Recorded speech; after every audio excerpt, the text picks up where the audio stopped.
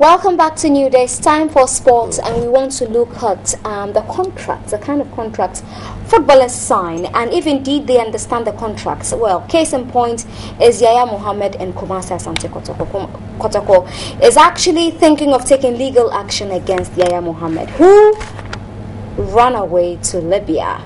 Another part of the story is that the Kotoko players haven't been paid for a number of months, 2 or so. So, well, the boy needs money. Amar and I are getting into that. Are you ready for sports? Yes! I know everything about sports, of course. About Kotoko. You know Yaya Mohammed? Well, funny enough, I heard this story. And you know what? I felt like if you're not... I'm not saying what he did was right. There's hunger. A lot of times, let's be honest, a lot of the footballers who play in the local leagues too, Charlie... They need to eat, and there are people, who depend on them. And they're not paying them. Obviously, but then if you have a contract, though, I know legally you just can't abscond or you're bound. So yeah.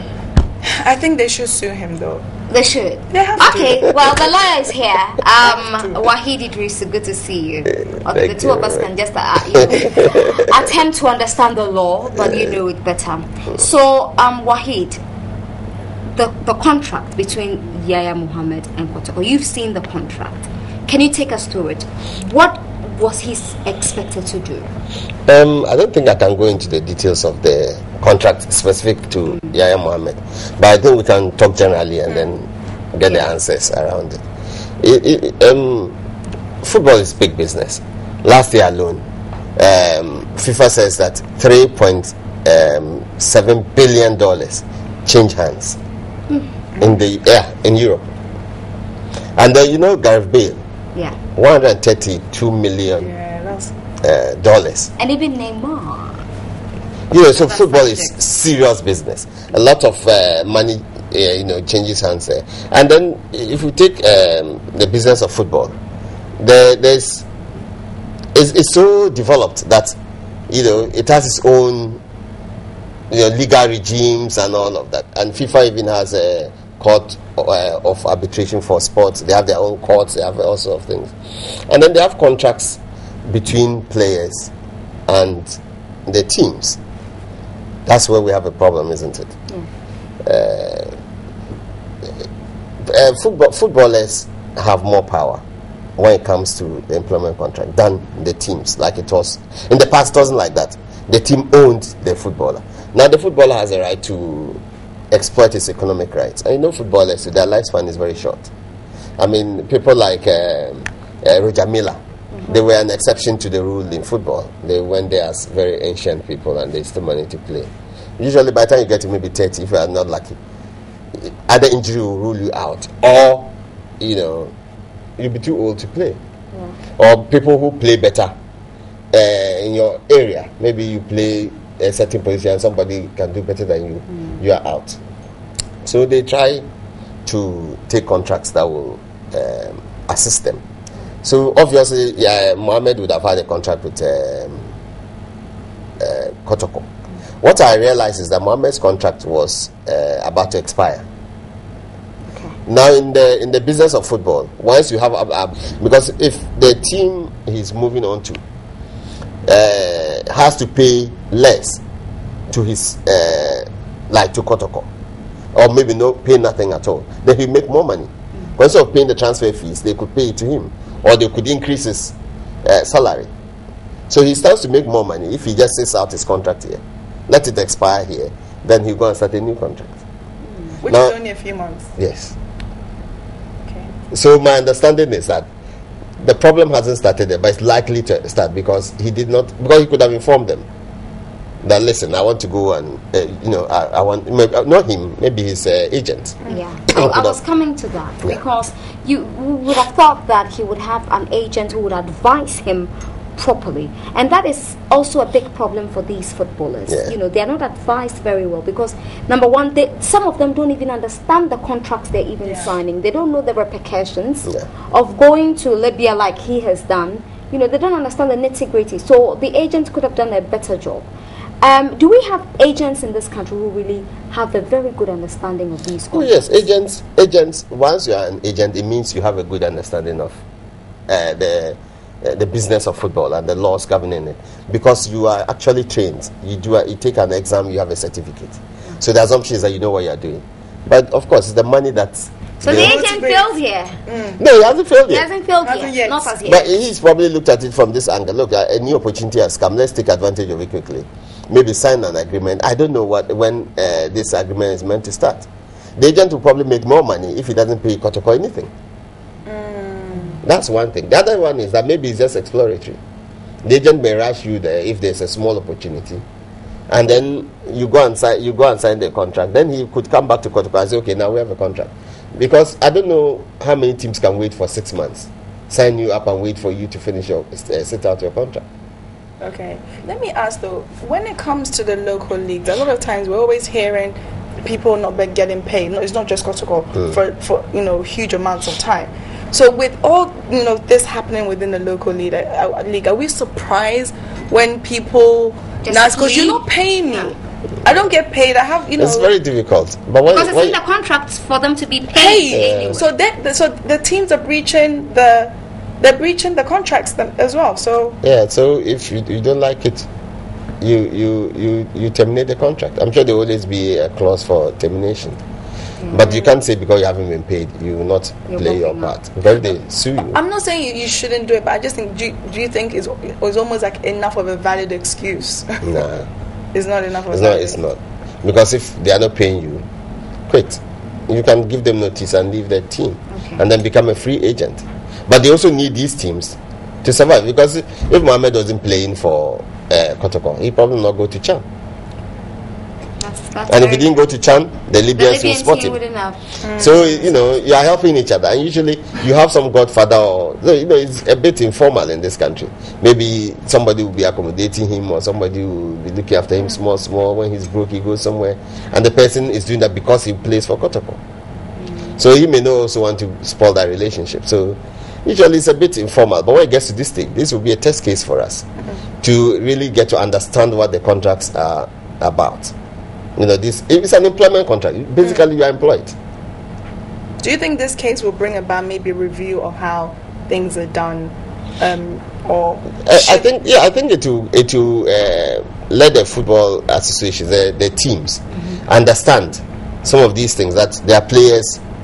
You can give them a long-term contract, or when their contracts are about to expire, you have some faith in them. Try and start. Negotiate. And you see, until you sign, you are just it's an intention. The law, it's like law of contract that we study in school. It's the same thing. There's an offer, it's acceptance. The terms must be clear. Okay. When you are doing something like any course you do, most courses you do in this country, there's some small law inside. It's that basic law. You are working for Kotoko. It's that simple.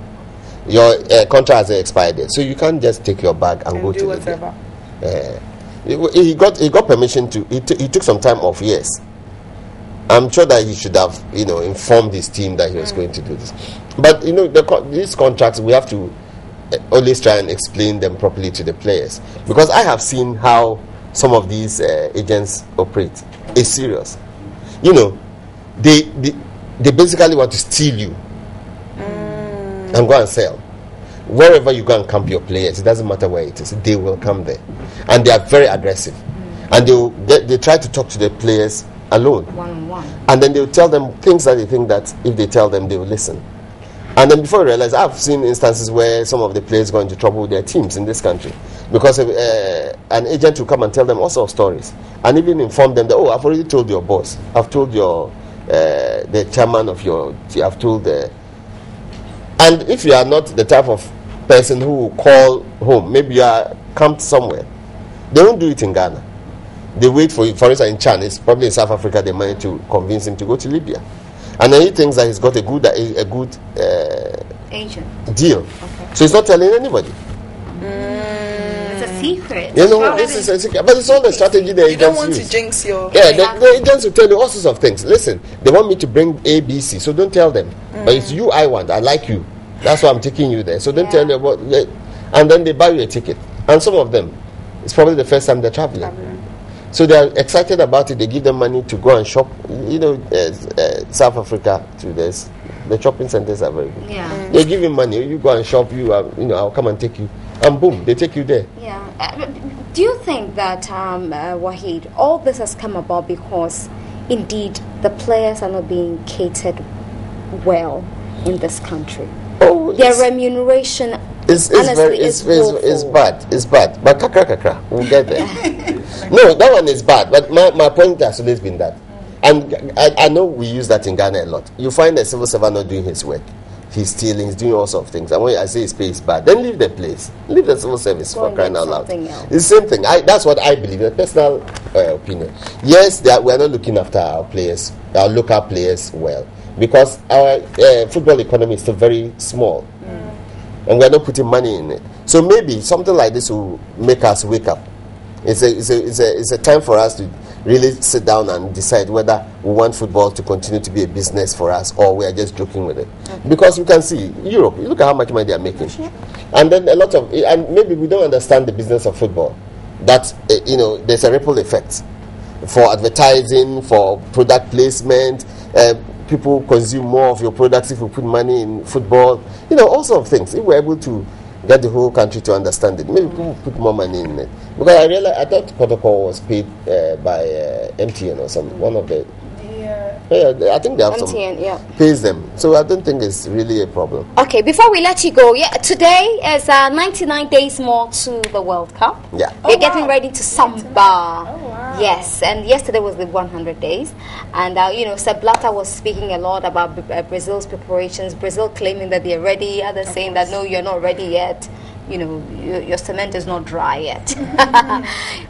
Your expectations, Ghana, Montenegro today is a warm-up to Brazil campaign. The thing about our boys is that you can never, at the beginning, you can't predict them. Sometimes they're a bit slow. We are man diesel. Yeah, but I'm looking at the bigger picture.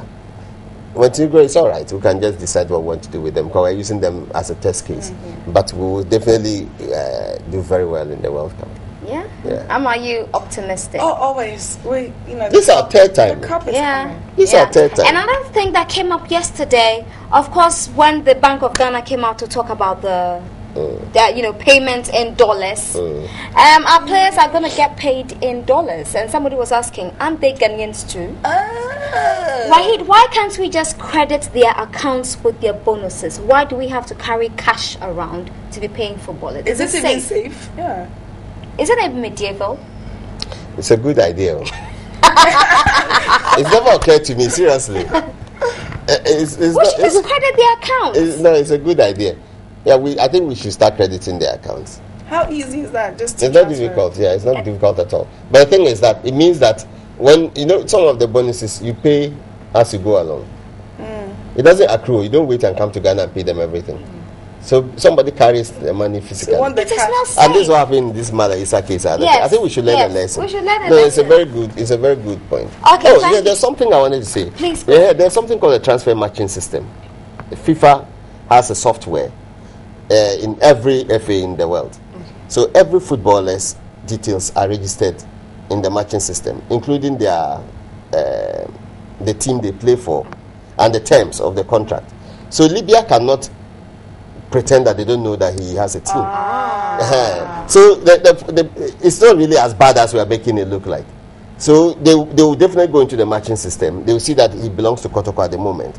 They can either decide to let him just wait until his time ends and then they can get it. But nobody can steal Yaya Mohammed from Kotoko. Okay. No, it's not possible. Okay, Ghana, Montenegro, your prediction? 2-0 to Ghana. 2-0 to Ghana. That's good. I'll stick to yours.